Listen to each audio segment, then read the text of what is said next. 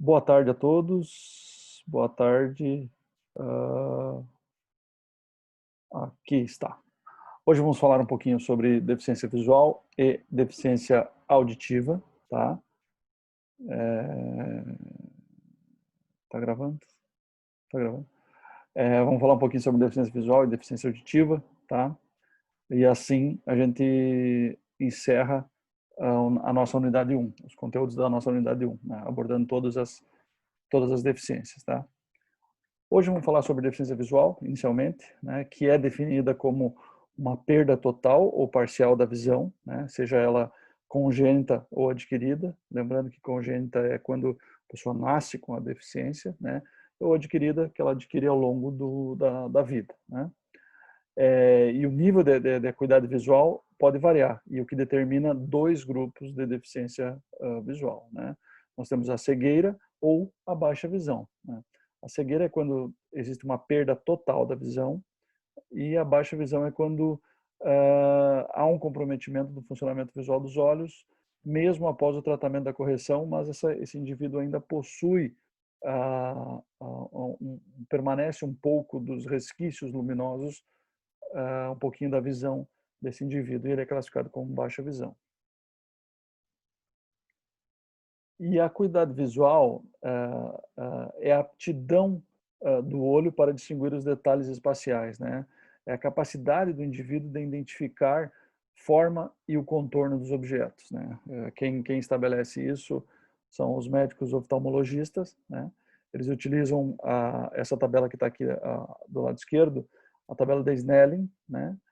E também existem outros modelos de tabela, mas é através dessa tabela que é mensurada a acuidade visual e determinada o grau de baixa visão ou até mesmo de cegueira do nosso aluno. Né? É importante destacar que a diminuição dessa acuidade visual traz importantes déficits funcionais para o nosso aluno com deficiência visual, ok? Uma coisa que vocês precisam saber são as características motoras das pessoas com deficiência, né? Visual. Porque aqui vocês vão agir diretamente, seja no ambiente escolar ou seja fora do ambiente escolar. Né? Vocês vão perceber que uma pessoa com deficiência visual possui uma locomoção muito insegura, pouco controle e consciência corporal, problemas posturais são frequentes e insegurança. Né? Vocês vão perceber todas essas questões quando forem trabalhar com uma pessoa com deficiência visual. Né? E o que traz, obviamente, comprometimentos, né? Principalmente relacionado a equilíbrio, coordenação, agilidade, controle postural, controle corporal, postura, desenvolvimento motor. Né? E é aqui, nessa gama de qualidades, que vocês precisam focar a atuação do trabalho de vocês, né? Seja na escola ou fora dela. Né? A gente precisa sempre atuar procurando aprimorar onde existe mais comprometimento, no caso da pessoa com deficiência visual. Tá? Quando a gente lança na classificação esportiva, a pessoa com deficiência visual ela é classificada em três aspectos. Né? O cego e o baixa visão. Né? O cego é a classe B1, o baixa visão é dividido em classe B2 e classe B3. Isso de acordo com a acuidade visual do indivíduo. Mas quem vai determinar essa classificação serão classificadores funcionais específicos da modalidade esportiva onde esse atleta estará competindo. Tá? É só uma questão de informação, nós vamos falar muito mais sobre classificação funcional quando a gente abordar todos os esportes paralímpicos, né? E aí a gente vai pegar os esportes para pessoas com deficiência visual para trabalhar. Aqui é uma prova do esporte paralímpico de alto rendimento. Você pode perceber a, a, os tempos dessa prova são muito similares a tempos de pessoas sem nenhum tipo de deficiência. Essa é a classe T13 do atletismo, onde o indivíduo possui baixa visão. Vocês já perceberam que ele não precisa de suporte, ele não precisa de um guia para correr essa prova, né? Mas porque ela é uma prova é uma prova de uma classe superior, né? O que eu gostaria que vocês fizessem em casa, depois de assistir esse vídeo, você entrasse nesse vídeo, nesse link que está aqui. É uma prova para a classe T11, né? Ou seja, deficiência mais baixa. E eu gostaria que vocês comparassem as duas provas, né? O que tem numa e o que não tem na outra. Por que isso ocorre? Qual que é a diferença entre as duas provas? Entre essa da classe T13 e a que vocês vão assistir no YouTube logo depois dessa aula, tá? E posta lá no grupo do WhatsApp da disciplina para nós discutir um pouquinho, ver o que todo mundo tá percebendo sobre essas diferenças. Perfeito? Aqui, uma outra modalidade esportiva para pessoas com deficiência visual é o goalball, né? Eu acho que todo mundo já ouviu falar do goalball. O goalball é específico, é a única modalidade esportiva que foi criada somente para pessoas com deficiência, né? Não é uma adaptação de uma modalidade esportiva para pessoas sem deficiência, é específico para pessoas com deficiência e você já deve ter ouvido falar, já deve ter visto na TV. Nós iríamos realizar essa prática, né, na, nas nossas atividades presenciais, infelizmente vai ficar para um momento posterior, certo? Só para vocês terem conhecimento como que é, nós vamos trabalhar essa modalidade nos esportes paralímpicos para vamos destrinchar ela mesmo para vocês saberem sobre classificação, sobre regras, sobre características desse esporte. Também, uma outra modalidade que eu gostaria de mostrar para vocês é o ciclismo. O ciclismo, as pessoas basicamente esquecem que existe uma classe específica para pessoas com deficiência visual. Realmente. Vocês podem perceber que a bicicleta é uma bicicleta tandem, né? Uma bicicleta que tem um banco traseiro, né? Então, a pessoa com deficiência visual vai atrás, né?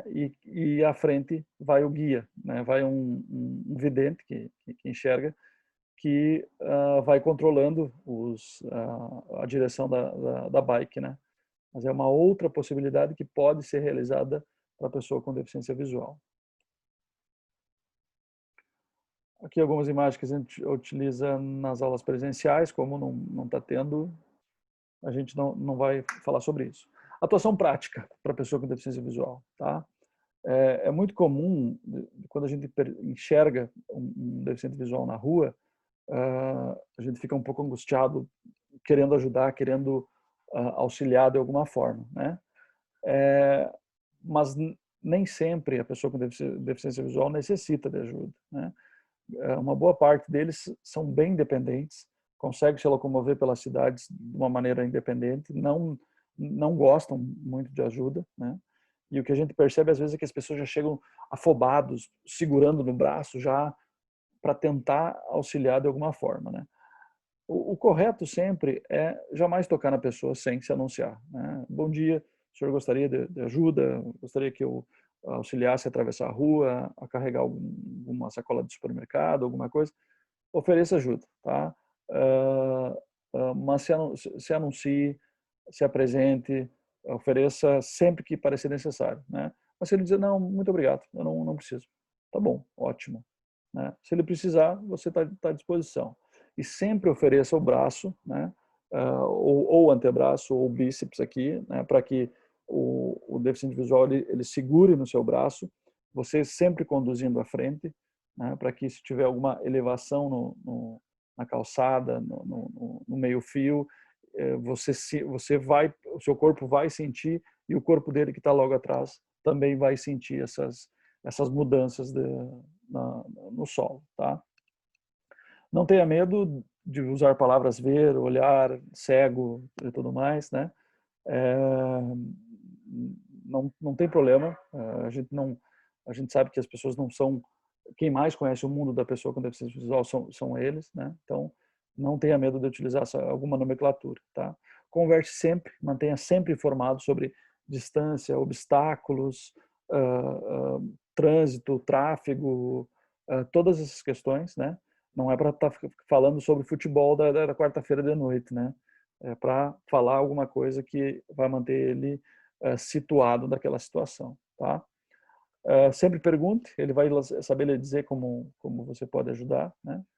E quando for desenvolver alguma atividade, sempre começando com o reconhecimento do local, né? Com o tempo, utilize sempre cordas nas atividades, é extremamente funcional quando a gente leva um deficiente visual para dentro de uma atividade física ou esportiva, utilizar corda para se situar, ok?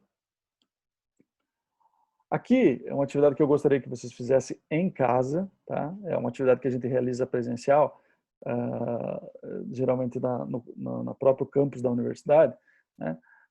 Eu quero que vocês, como a gente não tem condições de formar duplas, né? As duplas serão seu esposo, sua esposa, seu filho, o irmão, pai, mãe, vô, eles serão as cobaias dessa atividade, tá? Eu quero que vocês formem duplas, né? Procurem fazer uma venda, né? Um paninho atado na cabeça já ajuda, né? Para que a pessoa fique realmente totalmente vendada. E você tente fazer o reconhecimento do espaço onde você está, do seu pátio, do seu ambiente interno da casa, né? E faça uma caminhada livre por esse espaço. Vá conduzindo o seu companheiro, né? O seu vô, vovó, pai, mãe, para que ele perceba todas as dificuldades, todas as limitações que uma pessoa com deficiência visual enfrenta no dia a dia, né? E depois troca, né? Depois você vivencia isso. Eu quero vídeos disso, eu quero posts no Instagram, no YouTube, no WhatsApp, nos status, onde for. Eu quero que vocês marquem lá, porque eu quero ir no nosso grupo de WhatsApp também. Eu quero ver essas atividades, tá? Depois você pode soltá-lo, né? Seu companheiro, e começar uma condução com estímulos sonoros, a palma batida em objetos, né? Tentar trazer ele até onde está o estímulo sonoro, fundamental para trabalhar com pessoas com deficiência visual, né? E depois também duplas pode aumentar um pouquinho a velocidade, né? Pode utilizar corda, pode ampliar um pouco as dificuldades, mas sempre com atenção na segurança, tá? Você não vai querer fazer seu pai e sua mãe cair num buraco da rua ou num buraco do pátio ou bater num sofá, alguma coisa assim, né? Aí também não seria interessante, né? E depois, se possível, utilizar uma bola, né? Uma bola de futebol, uma bola de vôlei, pode ser murcha, não tem problema. Apenas enrole ela num saco plástico para que quando a bola deslizar e o seu companheiro for pegar com a mão ou com o pé, ele consiga perceber, ele consiga escutar o barulho desse saco plástico na bola e vai estimular para que ele consiga buscar realizar essa atividade. Quero fotos, vídeos, postagens sobre essas atividades, tá? Não é uma atividade avaliativa, mas você sabe que eu sempre considero quem participa e considero bastante quem participa, né? Aquele grauzinho na nota assim, sabe? Né? Então, eu quero ver essas postagens aí, logo depois de assistir a aula e assistir o vídeo do YouTube ali, ok? Aqui é um desenho ilustrativo de algumas modalidades para pessoas com deficiência visual que nós vamos acabar trabalhando quando falarmos sobre esportes adaptados e paralímpicos, né? Natação, goalball, o judô, que também é específico para pessoas com deficiência visual, futebol de 5 e atletismo, já vimos o ciclismo, nós vamos trabalhar grande parte delas posteriormente. Certo? Dúvidas sobre deficiência visual? WhatsApp. Aí no grupo já pode ir mandando as dúvidas. Deficiência auditiva. Deixa eu tirar a coisa daqui. Deficiência auditiva, né? Trata-se de uma perda da audição, né? Também congênita ou adquirida, né? Que causa a impossibilidade total ou parcial de ouvir e ela é classificada por nível dessas perdas de audição, né? É importante destacar que esse déficit de audição ele impede a pessoa de adquirir de uma maneira natural a língua oral, a língua portuguesa, né? Quanto mais alto os níveis, mais comprometidos vai ser a aquisição dessa língua oral, né? Uma coisa muito importante que é fundamental deixar claro que nem todo surdo é mudo, né? A gente tem um senso comum de escutar nas ruas, surdo mudo, aquele surdo mudo, surdo mudo. Não é, nem todo surdo é mudo, né? Conforme eu falei anteriormente, de acordo com o nível da perda auditiva, o nosso aluno ele consegue sim alguma oralização. Ele consegue, você vai perceber que ele tem alguma limitação para escutar, mas ele consegue de alguma forma balbuciar algumas palavras, falar algumas palavras. Então, essa história de que surdo é mudo, apague essa ideia, como diz aqui no quadro. Ok? É importante dizer que, inclusive, vocês têm uma disciplina específica de Libras, né? Obrigatória na grade curricular. As pessoas com deficiência auditiva utilizam a Libras, né, como uma forma de comunicação e expressão. E a Libras possui um sistema linguístico da natureza gestual, né, com gestos, né, no espaço visual, né, porque é através das mãos, da expressão e da face que a Libras é utilizado, né, pelas pessoas com deficiência auditiva, né, e é sempre bom esclarecer que a Libras é uma língua, assim como a língua portuguesa, língua espanhola, língua inglesa, né, é uma língua específica para a comunidade surda, tá? Específica do Brasil também, né? Se você for para outro país, provavelmente a língua de sinais lá vai ser, possui diferenças, né? Aqui, classificado de acordo com o grau da perda da audição, né? E tudo isso é classificado de acordo com os decibéis, os famosos decibéis, né? Numa deficiência auditiva leve, a perda é acima de 25 a 40 decibéis. Geralmente são aqueles indivíduos que quase que nem percebem que tem uma deficiência auditiva, né? O indivíduo é considerado desatento, é preciso repetir frequentemente aquilo que você falou, né? Mas geralmente essas pessoas não procuram um médico específico para tratar de uma deficiência, porque realmente não considera que tem, né? A moderada, sim, aqui a perda é um pouco mais acentuada, né? E aqui, sim, os indivíduos já conseguem, já percebem sons distorcidos, não conseguem compreender um contexto inteiro de uma conversação, são muito mais difíceis de entender para eles, né? Então, geralmente, o indivíduo com DA moderada, ele apresenta limitações e muitas dificuldades para compreender algumas frases dentro de um contexto de conversa, né? E lembrando que sempre é importante essa percepção visual, né? A compreensão do indivíduo como moderada vai estar sempre relacionada com estar frente a frente, conversar frente a frente com esse indivíduo. Na severa, aqui a perda é de 71 a 90 decibéis, né? A compreensão verbal dependerá da aptidão para utilizar a percepção visual.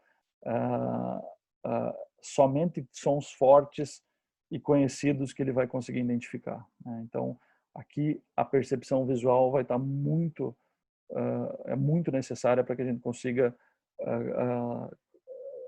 desenvolver alguma atividade com um aluno com essa severidade de DA. E a profunda, geralmente essa perda é impossível que o indivíduo identifique a voz humana, a voz de outra pessoa, somente sons muito altos, com decibéis muito altos, como turbina de avião, disparo de revólver, tiro de canhão, ele vai conseguir perceber alguma coisa. É muito, muito profundo mesmo a perda desse indivíduo. Aqui é uma tabelinha com alguns decibéis, né? Só para vocês terem como exemplo, né? O que cada coisa representa, né? A rua de vocês aí, por exemplo, é uma média de 70 decibéis, com carro passando, com pessoas passando, né? Isso emite 70 decibéis. Já um show de rock, 120 decibéis, um aspirador de pó, 90 decibéis, e até chegar numa turbina de avião, que é um barulho extremamente alto, né? Atuação prática é o mínimo de conhecimento de Libras, né? Eu sei o quanto é difícil, porque é uma língua, precisa ser praticada. Se a gente não pratica, a gente acaba esquecendo, né? A partir do momento que vocês têm um aluno, que vocês realmente vão estar praticando no cotidiano, no dia a dia, vocês vão perceber o quanto é importante ter um mínimo de conhecimento para poder passar algumas informações para o seu aluno, né? Um oi, um boa tarde, um bom, né? As expressões faciais são extremamente importantes, né? E utilizar bastante recursos, né? Diversificados, oral, sim, oral, né? Com a boca, sempre utilizar os lábios, né? Agora, nesse período de Covid, é extremamente complicado utilizar lábio para atuação com o aluno, né? Tátil e visual. Visual é muito bom para trabalhar com deficiente auditivo, né? Uso de sinais, juntamente com a estruturação da linguagem e visualização dos movimentos labiais, é o que nós já falamos. Manter contato visual sempre. Aqui, ó, sempre o contato visual para que ele possa enxergar os seus lábios, sobre o que você está falando, né? Se for baixo, se a perda for acentuada, ele consegue perceber um pouquinho, né? Daí você vai estar usando um pouquinho da Libras, né? Assim espera, ele vai compreender as suas atividades. Não tenha vergonha de usar papel e caneta, não sei, escreve lá, ele vai compreender, tá? Não é vergonhoso, auxilia, né? Mas é bom que sempre com o tempo a gente aprimore um pouquinho essas questões da Libras, né? E sinalize que entendeu somente quando tiver compreendido de verdade, não finja, né? Isso para todas as deficiências eu falo isso, né? Você acaba não entendendo um pouquinho dos sinais que ele te passou, e aí depois você vai ficar perdido na atividade e ele vai estar cobrando a atividade, né? Então, sinalize que entendeu sempre que entendeu. Perfeito? Fechamos deficiências. Próxima aula, nós temos a avaliação da unidade 1. Avaliação no Moodle, certo? Vou informar no grupo do WhatsApp como vai funcionar. Então, acabando aqui, você já tem atividades para fazer, práticas em casa, tá? Eu quero as postagens, quero as fotos, vídeos de todas essas atividades. Vou ver se eu consigo ampliar aqui. E também eu quero que vocês assistam aquele outro vídeo no YouTube sobre a corrida para T11, tá? E aí vocês vão perceber as diferenças entre as classes. Perfeito? Abraço a todos e fiquem em casa.